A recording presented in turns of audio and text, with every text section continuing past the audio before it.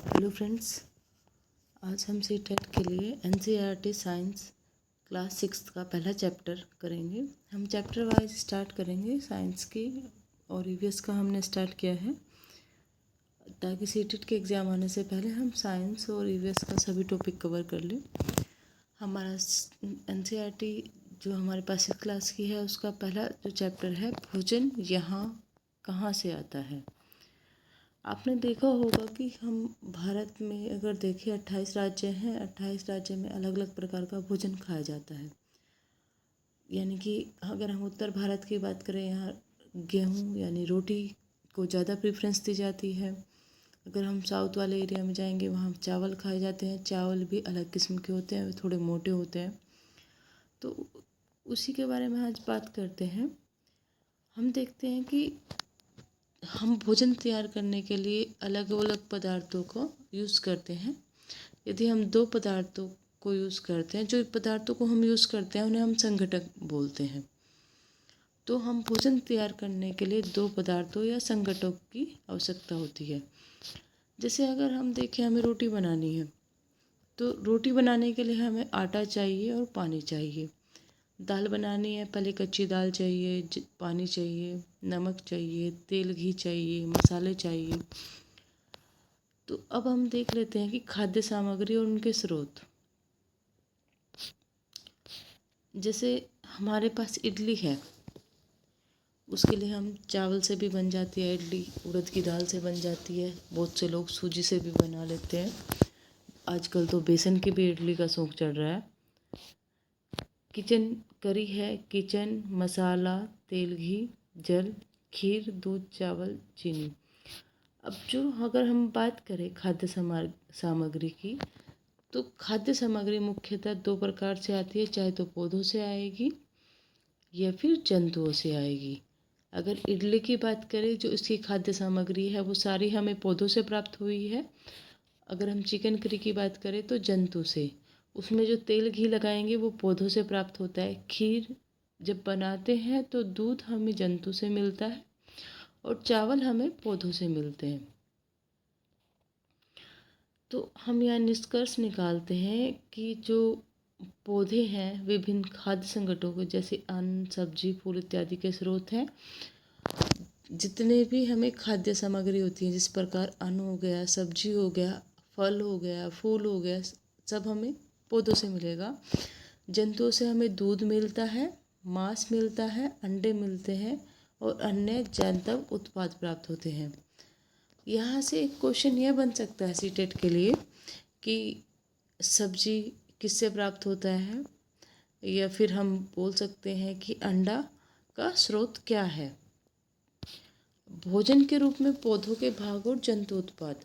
अगर हम भोजन के रूप में बात करें कि पौधों के कौन कौन से भाग हम खा सकते हैं, जड़ खा सकते हैं, तना खा सकते हैं। जड़ का एग्जाम्पल हमारे पास जितने भी कंद वाले होते हैं, जैसे शकरकंद हो गया, आलू हो गया।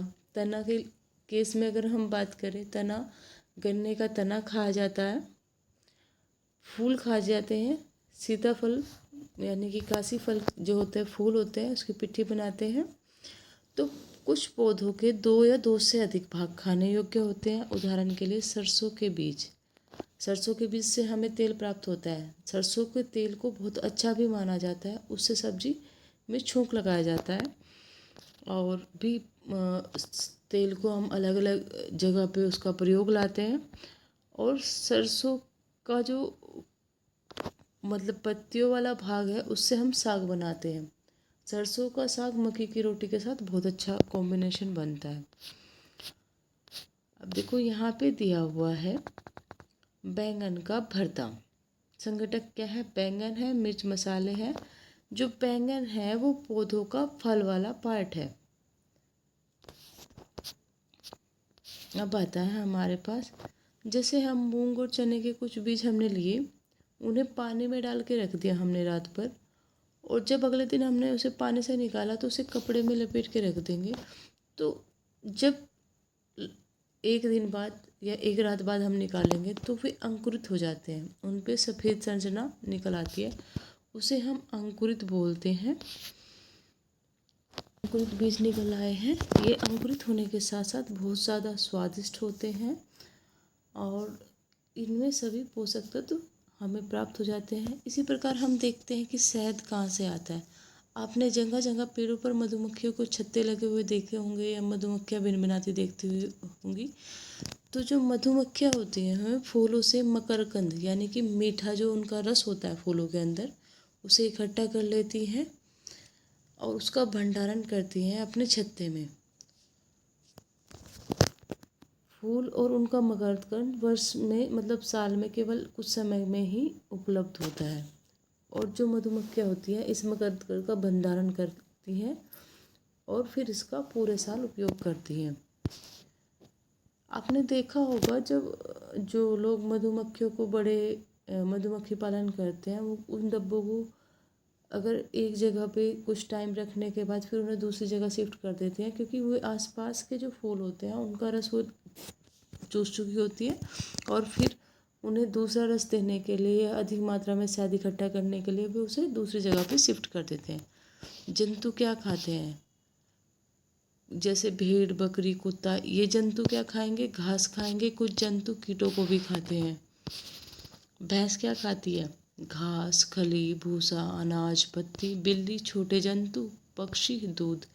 चूहा क्या खाता है, चूहा तो कुतरन करता है ना, चूहा जो भी घर में खाना रखा होता है वही खा लेता है। शेर क्या खाता है, शेर मांस खाता है, अपने से छोटे जानवरों को मार के खा लेता है। बाघ भी अपने से छोटे जानवरों को मार के खा लेती है। मकड़ियाँ छोटे छोटे कीटों को खाती है। छिपकली भी छोटे कीटों को खाते हैं। गाय घास खाती है। मनुष्य जो होता है वो हम उसे शाकाहारी या मांसाहारी दोनों कह सकते हैं। मनुष्य अन्न भी खाता है और मांस भी खाता है। तितली भी छोटे कीटों को खाती है। कौवा जो होता है वो सर्वाहारी होता है। अब बात कर लेते हैं जो जंतु केवल पौधों और पादप उत्पाद को खाते हैं उन्हें हम शाकाहारी कहते हैं। शाकाहारी जंतु वे होते हैं जो सिर्फ पौधों से बनने वाली चीज़ों को खाएंगे या पौधों को खाएंगे, और जो जंतु दूसरे प्राणियों को खाते हैं उन्हें हम मांसाहारी कहते हैं। कुछ जंतु ऐसे भी होते हैं जो पौधों और जंतु दोनों को ही खाते हैं, उन्हें हम सर्वाहारी जंतु कहते हैं। अब हमारे पास तीन है। पहले शाकाहारी में गाय आ जाएगा, गाय सिर्फ घास खाती है। मांसाहारी में शेर आ जाएगा, शेर सिर्फ मांस खाता है। और सर्वाहारी में कौवे आ जाएंगे। यहाँ से कुछ क्वेश्चंस बनते हैं। बाघ एक कैसा है, मांसाहारी है क्योंकि ये केवल मांस खाता है। हिरन केवल पादप उत्पाद खाता है इसलिए इसे हम शाकाहारी कहते हैं। तोता केवल उत्पाद खाता है, तोता केवल पादप उत्पाद खाता है। तोता मांसाहारी नहीं होता है, इसलिए हम पीते हैं व्यापारिक गाय। जो दूध हम पीते हैं वो हमें गाय या भैंस बकरी से प्राप्त होता है। हमें चीनी गन्ने से मिलती है। अब यहाँ से अगर हम सीटेट एग्ज़ाम की दृष्टि से देखें तो कुछ छोटे छोटे क्वेश्चंस बनेंगे, हमें कुछ उदाहरण दे दिए जाएंगे। तो उसमें से हमें शाकाहारी सर्वाहारी या मांसाहारी छांटना है। ये कुछ हमें उत्पाद दे दिए जाएंगे कि ये पौधों से बना है, ये जंतु से बना है, या उसके अलावा हमें थोड़े से इस तरह भी दे सकते हैं। जैसे हमें गन्ना है, गन्ने का कौन सा भाग खाया जाता है, यानी कि गन्ना जो पौधा होता है हमारे पास उसका कौन सा भाग प्रयोग में लाया जाता है। या सरसों है, सरसों के फूल खाए जाते हैं, पत्ते खाए जाते हैं, या तना या बीज। तो इस प्रकार के छोटे छोटे क्वेश्चन जो है सीटेट पर्पस के लिए काफ़ी इम्पोर्टेंट रहेंगे। आशा करती हूँ आपको ये चैप्टर समझ आया होगा। अगर समझ आया है तो लाइक कीजिए, शेयर कीजिए और सब्सक्राइब कीजिए। इसी प्रकार ये सीरीज चलेगी, आप इसे कंटिन्यूसली देखते रहिए। Thank you.